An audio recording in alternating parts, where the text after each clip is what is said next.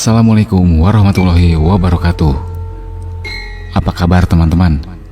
Saya harap teman-teman selalu ada dalam keadaan baik-baik saja, sehat, dan teman-teman selalu berbahagia dimanapun teman-teman berada.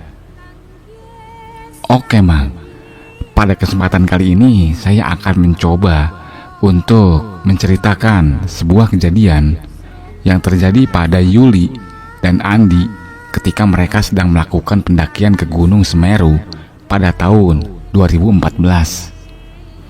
Sebenarnya cerita ini sudah pernah dibawakan oleh beberapa channel teman saya, salah satunya mahasiswa siluman. Tapi gak ada salahnya kalau sekarang saya mencoba untuk menceritakan kembali dengan versi saya. Semoga teman-teman suka ya. Oke, kita langsung masuk ke cerita. Namaku Yuli. Kisah ini berawal dari perjalananku dan Kak Andi pada tahun 2014 yang lalu. Kak Andi adalah kakak kandungku. Waktu itu aku masih kuliah semester 2, sedangkan Kak Andi sudah bekerja dan dia juga sudah lama terjun di dunia pendakian. Waktu itu aku sedang liburan semester. Aku ingin sekali mendaki ke Gunung Semeru. Ya, karena teman-teman kampusku sedang ada rencana untuk mendaki ke Gunung Semeru. Jadinya aku juga pengen ikut. Tapi apa daya, orang tuaku tidak memperbolehkannya karena mereka khawatir. Karena melihatku ingin sekali mendaki ke Gunung Semeru, Kak Andi pun tidak tega. Lalu Kak Andi meminta restu kepada orang tuaku untuk mengajakku mendaki. Dan akhirnya, karena bujukan Kak Andi, akhirnya kedua orang tuaku mengizinkannya. Singkat cerita, 1 minggu kemudian, kami berdua akan berangkat ke Gunung Semeru. Setelah pamit kepada kedua orang tua kami pun berangkat dari Blitar menggunakan sepeda motor. Dan kami sampai di Ranupani sore hari. Sesampainya di sana, Kak Andi mengurus si Maksi. Karena waktu itu sudah sore, Kak Andi memutuskan untuk menginap dulu di Ranupani untuk menunggu keesokan harinya.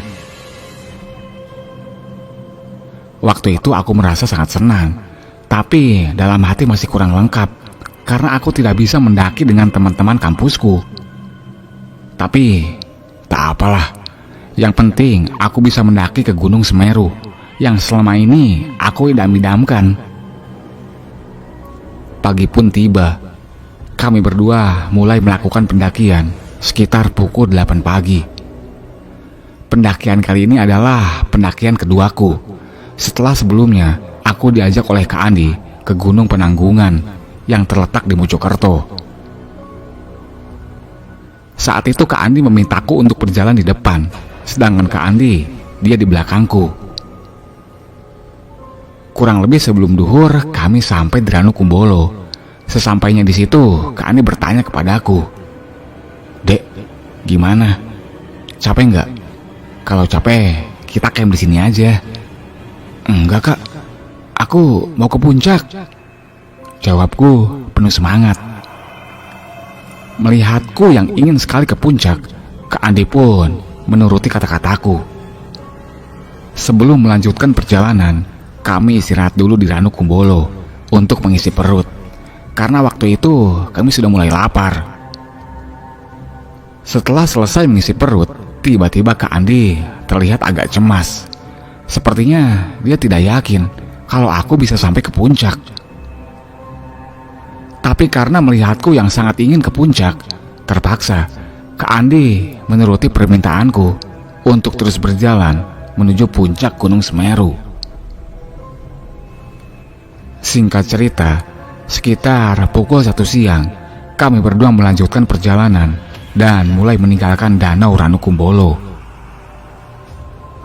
Ketika itu kami berdua berjalan, dan terus berjalan. Sampai akhirnya sampai di Kalimati sekitar pukul 5 sore. Sesampainya di Kalimati, Kak Andi langsung mendirikan tenda karena kami berdua akan camp di sana. Setelah tenda berdiri, Kak Andi pun memasak untuk makan kami berdua. Sebenarnya saat itu pendaki cukup ramai, dan di Kalimati aku sudah sangat senang karena aku bisa melihat puncak Mahameru yang berdiri gagah. Rasanya aku ingin cepat-cepat ke sana dan berdiri di atas puncak Mahameru. Hari pun mulai gelap. Kak Andi mengajakku untuk berkenalan dengan rombongan sebelah tenda. Setelah itu, kami ngobrol-ngobrol di tengah dinginnya Kalimati. Di situ Kak Andi sempat bertanya kepada rombongan itu dan berniat ingin mengajak summit bersama. Tapi rombongan itu tidak ada rencana untuk sampai ke puncak Mahameru. Karena malam sudah semakin larut, Kak Andi mengajakku untuk masuk ke dalam tenda untuk tidur. Karena nanti pukul 11 malam, kami berdua harus summit menuju puncak Mahameru.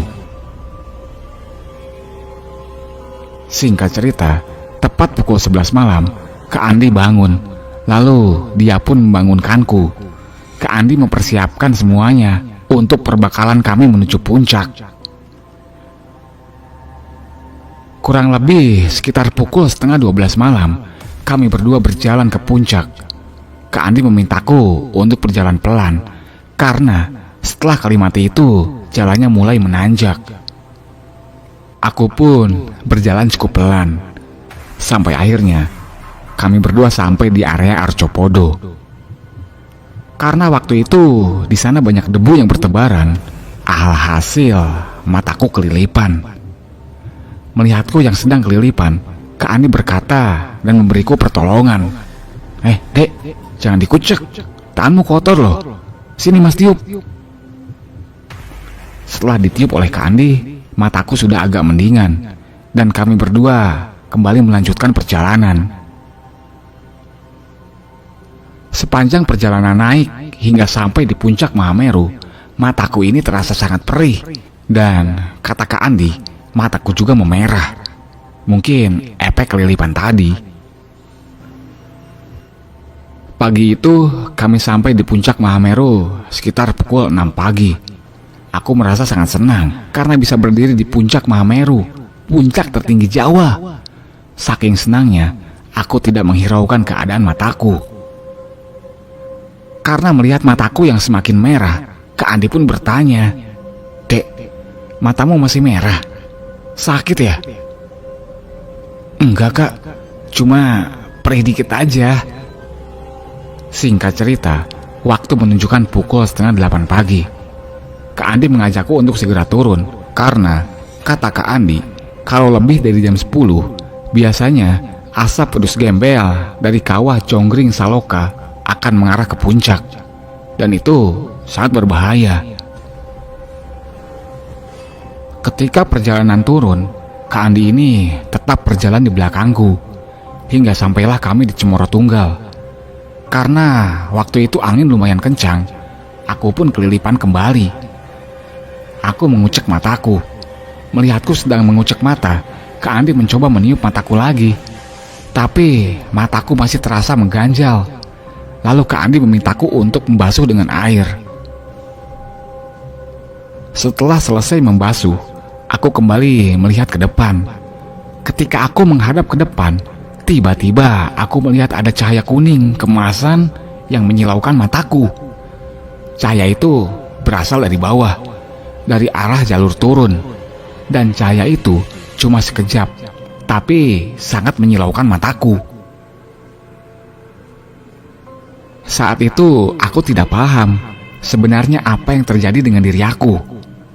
Hingga tiba-tiba mata batinku terbuka, dan apa yang belum pernah aku lihat sebelumnya, kali ini terlihat semua, termasuk makhluk tak kasat mata yang ada di Gunung Semeru.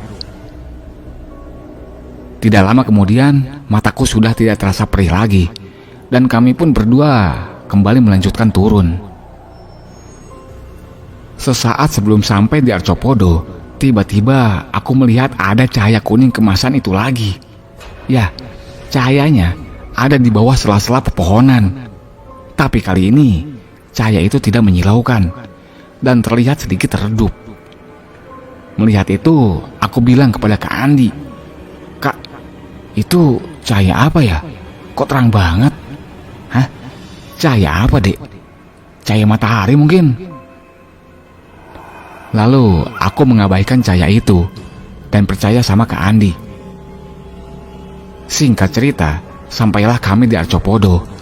Di situ aku melihat ada 2 buah arca yang sama persis, tapi ukurannya berbeda. Yang satu kecil dan yang satu agak sedikit besar.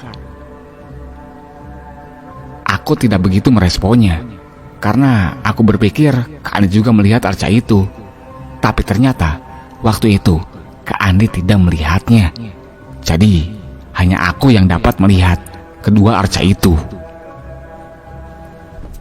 Dan akhirnya kami berdua terus berjalan, dan tidak jauh setelah itu kami meninggalkan Arcopodo. Tiba-tiba aku mendengar ada suara air mengalir yang sangat deras, seperti air di sungai.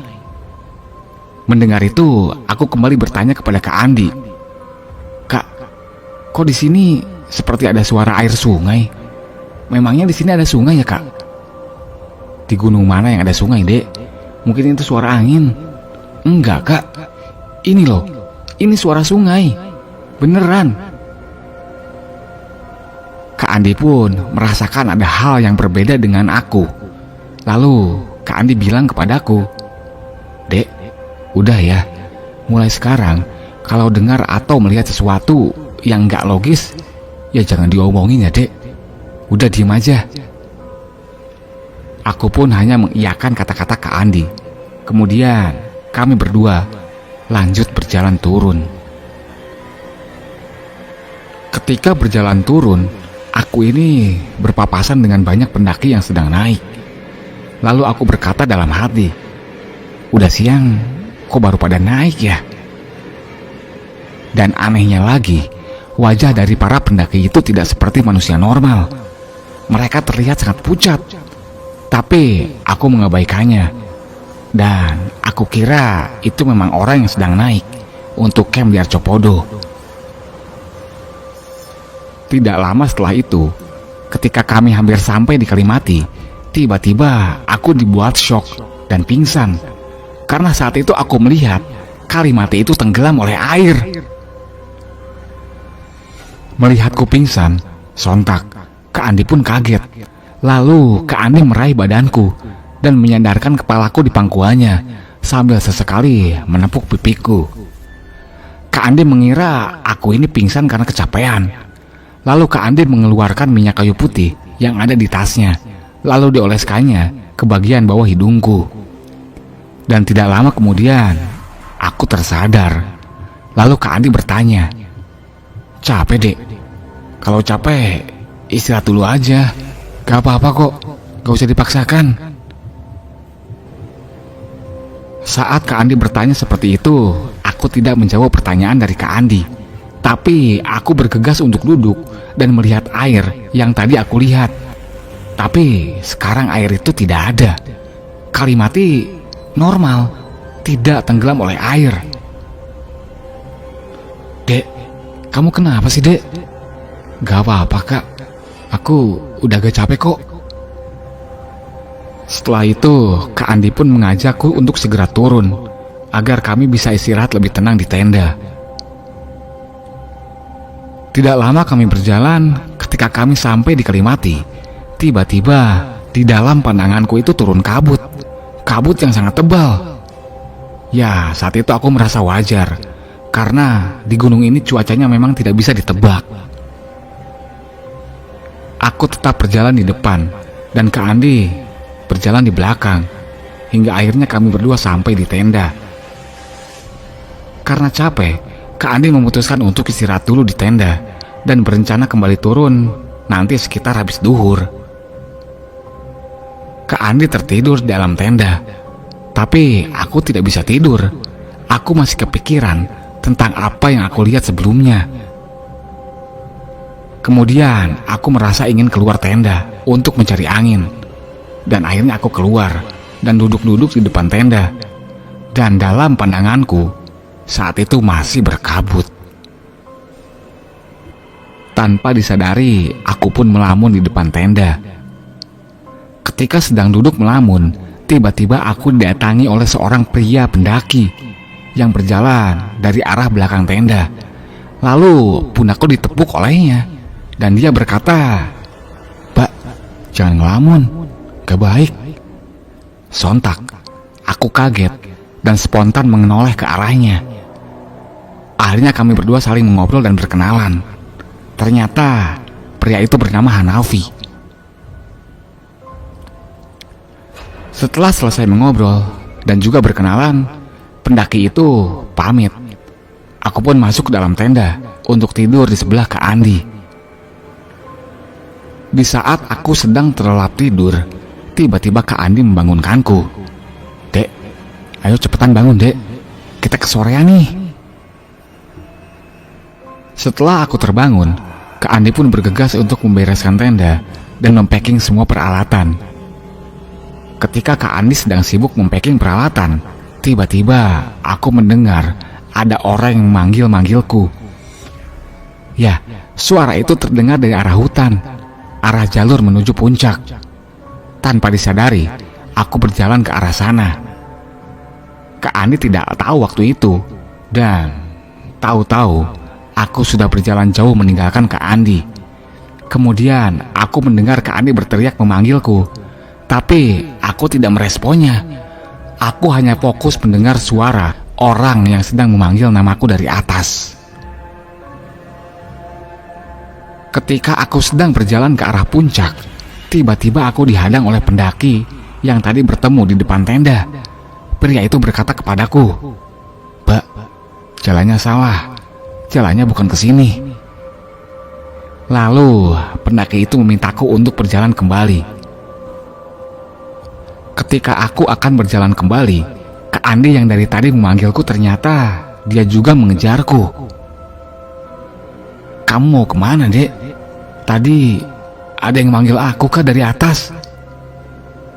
Kak Andi terlihat gugup. Lalu Kak Andi mengajakku untuk segera turun. Setelah itu, aku mencari sosok pendaki pria tadi. Ya, sosok pria yang menghadangku. Tapi sudah tidak ada di sana. Entah kemana dia perginya. Kami berdua pun bergegas turun. Posisi kami masih sama. Kak Andi berjalan di belakangku. Saat itu di dalam pandanganku selama perjalanan turun masih penuh dengan kabut.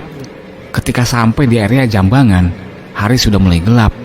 Dan di situ tiba-tiba aku melihat banyak rumah, tapi tidak terlalu jelas.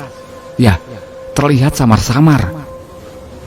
Melihat itu, aku penasaran dan juga heran.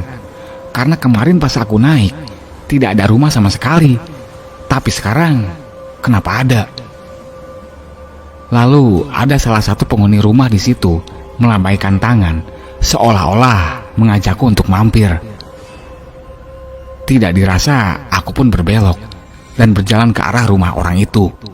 Lalu tiba-tiba Kak Andi menarik tanganku sambil berkata, "Dek, kamu mau kemana?" Tapi aku tidak mendengarkan kata Kak Andi. Tatapanku kosong. Lalu Kak Andi memutar balikan badanku ke arahnya sambil berkata, "Dek, lihat, lihat, ini Kak Andi di sini. Dek, sadar."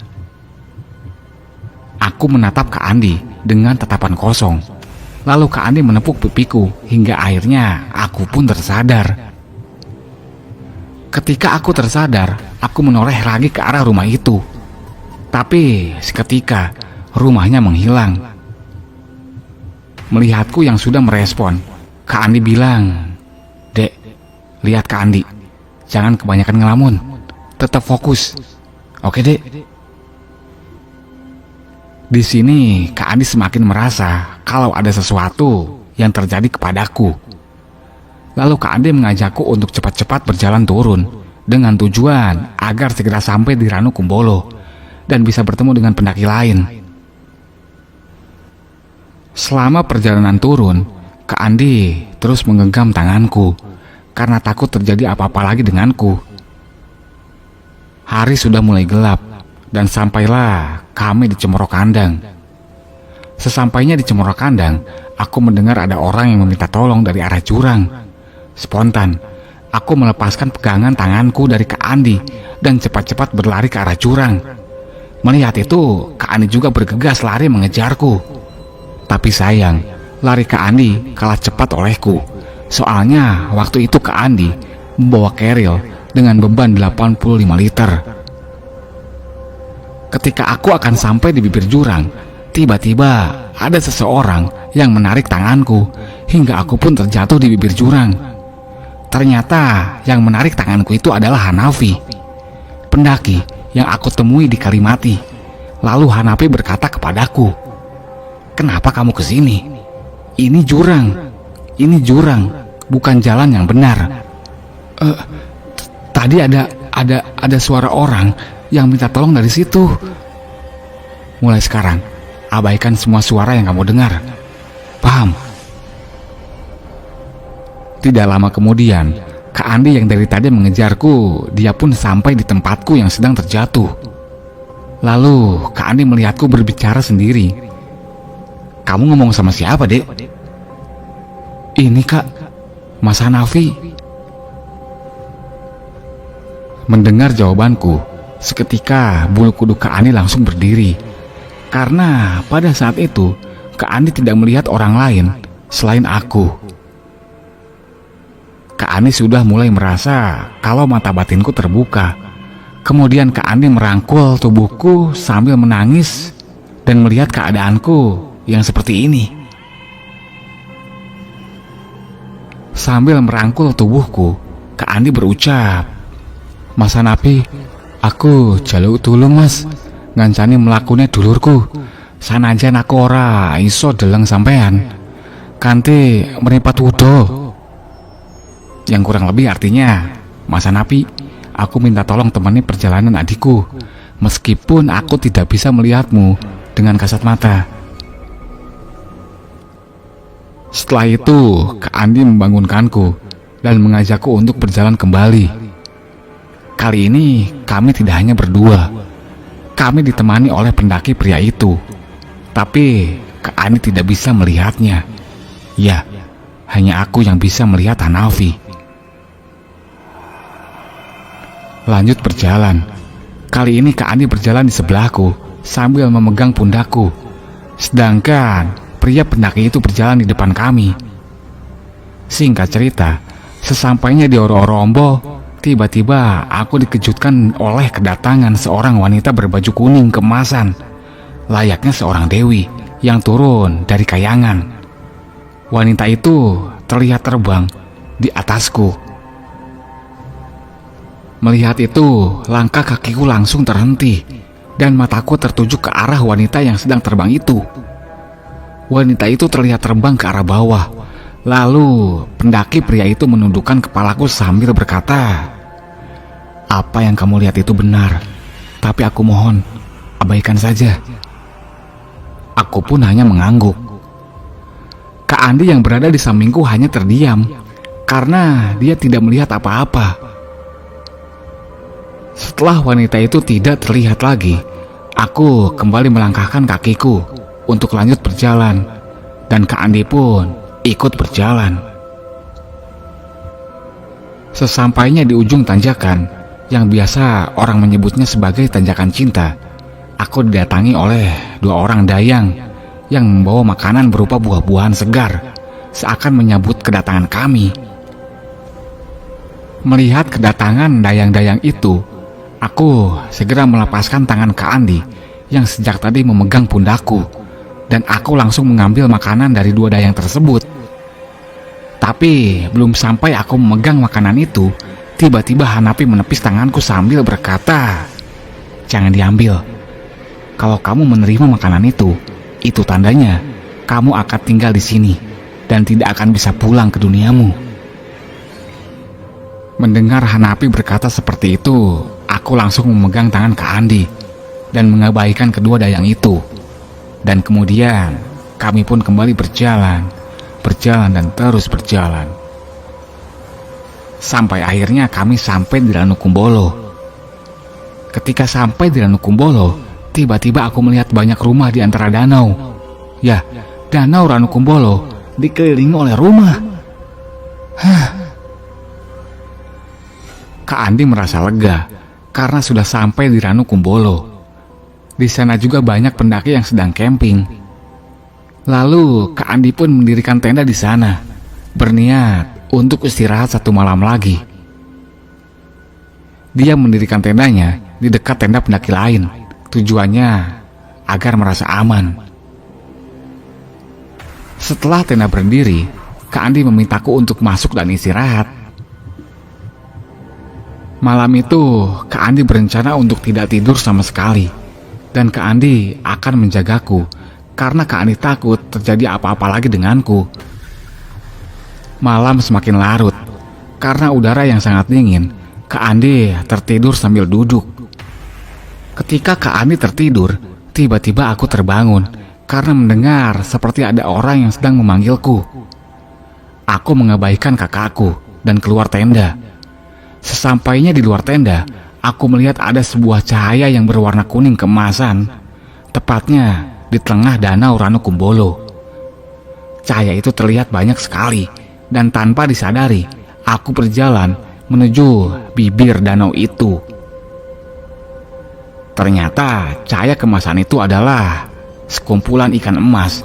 Tapi tidak lama kemudian, ada salah satu dari cahaya itu yang semakin membesar hingga menyilaukan mataku. Di dalam cahaya itu kulihat ada sosok wanita yang menggunakan pakaian berwarna kuning keemasan, layaknya seorang ratu. Dan ratu itu akan menghampiriku. Ketika wanita itu sudah hampir dekat denganku, tiba-tiba Hanapi datang dan menutup pandanganku. Lalu aku mendengar Hanapi sedang berbicara dengan sosok wanita itu. "Dewi, jangan bawa anak ini. Kalau Dewi menginginkan saudara, saya ikhlas menjadi penggantinya." Setelah kata-kata itu diucapkan oleh Hanapi, cahaya kuning kemasan itu perlahan meredup dan menghilang. Lalu Hanapi menghampiriku dan berucap, "Kamu jangan khawatir, kamu akan pulang dengan selamat." Hanapi pun mengajakku untuk kembali ke dalam tenda. Sesampainya di tenda, Hanapi mengatakan sesuatu untuk terakhir kalinya sebagai tanda perpisahan antara kami berdua. Sambil menunjuk ke arah belakang tendaku, Hanapi berkata, "Kalau ada waktu, ke Semeru lagi ya. Jangan lupa mampir ke tempatku. Tuh di sana, di belakang tendamu. Dan jangan lupa juga, doakan aku ya." Setelah itu, Hanapi memintaku untuk memejamkan mata. Lalu dia mengusap mataku.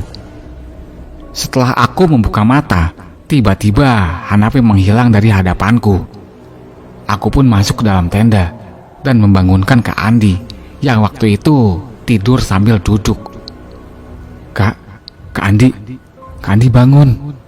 Tidurnya jangan duduk, berbaling aja Kak." Sebelum tidur, aku merasa antara senang dan juga sedih. Senang karena aku sudah kembali di kehidupan normalku. Sedangkan aku juga merasa sedih karena aku harus berpisah dengan Hanapi yang sudah menemani perjalanan dan membantuku. Singkat cerita, pagi pun datang. Kami berdua terbangun. Setelah terbangun, aku sudah tidak seperti kemarin. Aku merasa ceria. Lalu aku mengajak Kak Andi untuk berjalan-jalan di sekitaran belakang tenda. Ternyata di situ kami melihat sebuah petilasan yang tertuliskan nama Muh Hanafi dari Jombang. Seketika saat itu aku berpikir, ternyata sosok pria yang menolongku itu adalah seorang pendaki yang pernah meninggal di sini. Melihat itu, Kak Andi juga kaget. Lalu Kak Andi mengajakku untuk duduk bersila di depan petilasan tersebut sambil membaca doa yang ditujukan kepada Muh Hanafi. Setelah selesai membaca doa, kami berpamitan dan meninggalkan petilasan itu. Kami berdua kembali ke tenda. Setelah sampai di tenda, Kak Andi memasak, lalu kami makan. Waktu itu aku makan sangat lahap. Lalu Kak Andi mencoba memastikan keadaanku. Apakah aku sudah benar-benar normal? Dek, coba kamu lihat ke kanan kiri, Dek. Apakah melihat sesuatu? Ada banyak orang pendaki. Memangnya kenapa, Kak? Jawabku sambil meyakinkan Kak Andi kalau aku sudah benar-benar normal. Dan Kak Andi pun yakin kalau saat itu aku sudah kembali normal. Setelah selesai makan, Kak Andi langsung packing semua perlengkapan yang kami bawa. Dan kami pun mulai berjalan turun. Ketika sampai di ujung danau, aku melihat ke arah tempat camp tadi. Di situ aku melihat ada Hanafi yang sedang melambaikan tangan, seakan-akan mengucapkan selamat tinggal padaku. Aku hanya tersenyum dan menganggukkan kepala. Singkat cerita, selama perjalanan turun dari Ranukumbolo sampai ke pos pendaftaran, aku dan Kak Andi tidak mengalami gangguan apapun. Karena saat itu, mata batinku sudah tertutup kembali. Dan sesampainya di pos pendaftaran, kami langsung bergegas untuk pulang. Berjalan pulanglah kami berdua. Sesampainya di Tumpang, Kak Andi mengajakku untuk mampir di masjid untuk sholat. Setelah selesai sholat, Kak Andi bertanya tentang apa yang kulihat selama di Gunung Semeru kemarin. Dan aku pun menceritakan semua yang aku lihat dan siapa sosok yang bernama Hanafi itu. Ketika mendengar ceritaku, Kak Andi ini terharu. Kemudian dia meneteskan air mata. Dia merasa punya hutang budi karena sudah membantunya selama perjalanan dan menyelamatkanku. Lalu Kak Andi memintaku untuk tidak mengatakan kejadian ini kepada kedua orang tua kami. Takutnya nanti dimarahin. Akhirnya kami berdua sampai ke rumah dengan selamat. Dan 1 bulan kemudian, aku dan Kak Andi kembali ke Ranukumbolo dengan tujuan ziarah ke petilasan Hanafi. Dan cerita pun selesai. Oke teman-teman, itu dia kisah yang dialami oleh Yuli dan Andi ketika mereka berdua ditolong oleh sosok Hanafi ketika melakukan pendakian ke Gunung Semeru. Hanafi ini adalah orang yang baik, tapi sayangnya pada tahun 2009 dia telah menghembuskan nafas terakhirnya di Ranukumbolo, Gunung Semeru. Ya, mungkin teman-teman bisa bantu doa ya, agar Hanafi bisa dilapangkan jalannya di sana. Ya seenggaknya kita bisa mengirim Al-Fatihah buat Hanafi. Mungkin itu saja yang bisa saya ceritakan pada kesempatan kali ini. Akhir kata saya ucapkan Assalamualaikum warahmatullahi wabarakatuh.